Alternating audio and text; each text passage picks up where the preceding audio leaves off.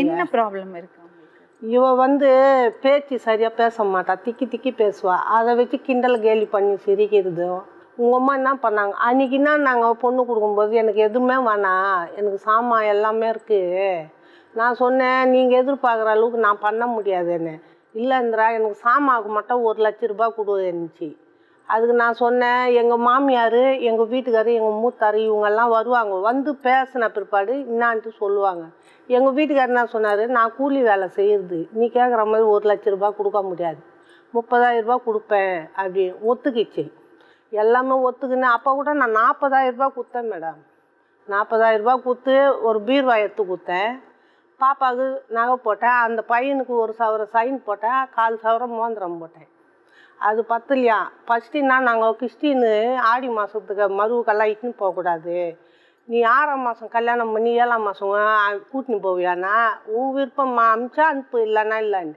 அப்புறமா ஃபோன் பண்ணின்னா இருந்துச்சு, எல்லாம் கொடுத்தனங்காரங்கெல்லாம் கேட்குறாங்கோ ஆடிக்கு போலியான்ட்டு. சரி கூட்டின்னு வந்தேன், எனக்கு ஒன்றும் பிரச்சனை இல்லைம்மா நான் கூட்டின்னு வரேன்ட்டு.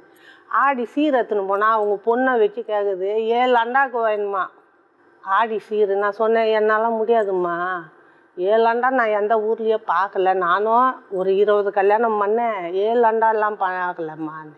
அதுக்கப்புறமா நாங்கள் அதோட விட்டாங்க. பிரச்சனை மேலே பிரச்சனை. ஆனால் என்னை நேரடியாக அவங்க கேட்கல மேடம் இவ்வளோ வேணும், ஆனால் இவ பாப்பாவை கேட்குறாங்க. இவன் என்ன பண்ணியிருக்கிறா தாங்க முடியாமல் அவங்க பிபி மாத்திரையை போட்டு சூசைட் பண்ணிக்கிறதுக்கு ஸ்டாண்டில் அட்மிஷன் பண்ணி எனக்கு ஃபோன் பண்ணாங்க நைட்டு 11 மணிக்கு. ஏம்மா அப்படி பண்ண? ரொம்ப திட்டுவாய் இது பண்ண. அப்போ 2 months pregnant இருந்தேன் மேடம். வயிற்று பாப்பா இருந்துச்சு. பாப்பாக்கு ஒன்றும் ஆகலைல்ல? ஆபாசம் ஆயிடுச்சு. இந்த பாப்பாவை இப்போ 2 வயசு பாப்பா கையில் இருக்குது மேடம். 3 மாதம் கருவில் வச்சுருந்தா டெங்கு ஜுரம் வந்தது. சரி நான் ஆர்எஸ்ஆரில் சேர்த்து நான் ட்ரீட்மெண்ட் பார்த்துக்கின்னு இருந்தேன். இவங்க வந்து இன்னொருத்தர்கிட்ட தொடர்பாக இருக்கிறாங்க போல், அவரு செத்துட்டாரன்ட்டு அந்த சாவுக்கு நான் வாங்கணும்.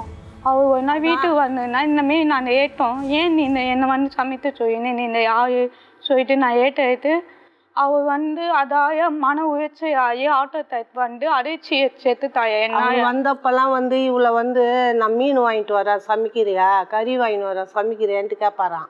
அதுக்கப்புறமா இவன் என்ன பண்ணியிருக்கிறா, அவங்க வீட்டுக்கார கேட்டுக்குது யார் இவருன்ட்டு. எங்கள் அங்குள் அண்ணாண்ணா, அங்குள் அண்ணா மாமாவா சித்தப்பாவா பெரியப்பாவான்ட்டு கேட்டுக்குறா இவா. அது ஒரு கதையாக அவங்க அம்மா கிட்ட சொல்லி அது ஒரு சண்டை. அதுக்கப்புறமா சரி இவ கேட்டதுக்கு அவர் இறந்துட்டார் பாரு, இவ ஹாஸ்பிட்டலில் இருக்க சொல்ல. ஹாஸ்பிட்டலில் வந்து சொல்தான் எங்கள் வீட்டுக்காரு உன்னால் செத்துட்டாரு, நீ எப்படி என் வீட்டுக்காரு கூட உன் வீட்டுக்காரு கூட வாய்வேன் நான் பார்க்குறேன்னுச்சா. நீ போயிட்டேச்சையா போயிட்டு வந்துட்டியே வாயை விட்டுவேன் நான் உன்னை. நான் போயிட்டேச்சையா போனேன் என்னை அச்சயம் பண்ணிட்டேன் என்னை உயமத்திய, நீ எப்படி வாயை பார்க்கலாம், நான் உன்னை வாயை விட்டுவேனா?